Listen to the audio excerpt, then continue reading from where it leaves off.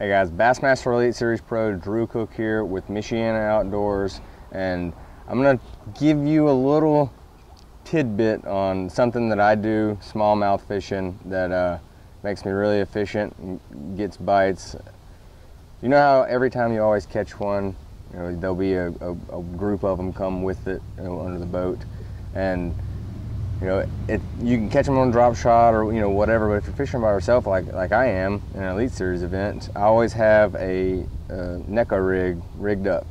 This is the Big Bite little shimmy stick, skinny stick, and I'm always gonna have it rigged up, and whenever I get to my spot, I'm gonna take it off the rod and reel it up to the rod tip. So it's ready to go.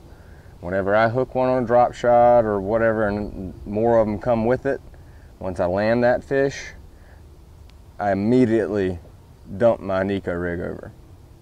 Leave the bail open, walk back, put him in the live well, you know, put the coal marker on him. Whenever I stand back up, I walk up here, I grab my spinning rod that has the bail open, click the bail over, and you catch him because he's already got it. It works so good.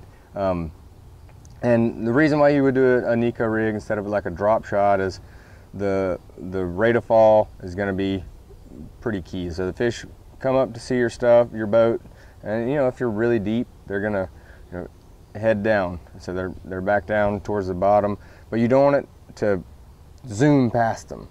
You know, you want something that will give you enough time for them to eat it and you do your stuff, and not get you all wrapped in the rocks and the zebra mussels down there. So this is a little 1/32 ounce Neko weight.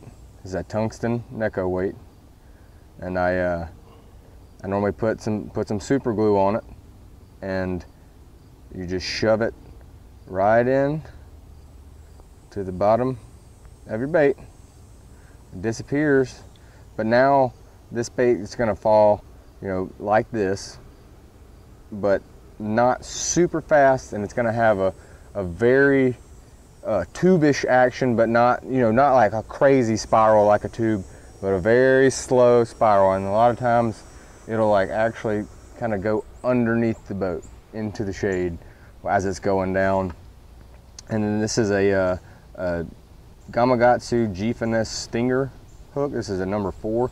I don't like a big one, but I always like the Stinger hook, because a lot of times whenever they eat this thing on the fall, you don't want, you know, a small hook, so you have nothing to get the hook out. You know, a long shank hook is going to help you get the hook out, and it's not going to be the line fray, because you know this is on light line. I have it on 7-pound Sunline Sniper, on a spinning rod with braid, and this is something that is, I mean, it is a fish catcher, 100% fish catcher. But there's no real limitations to.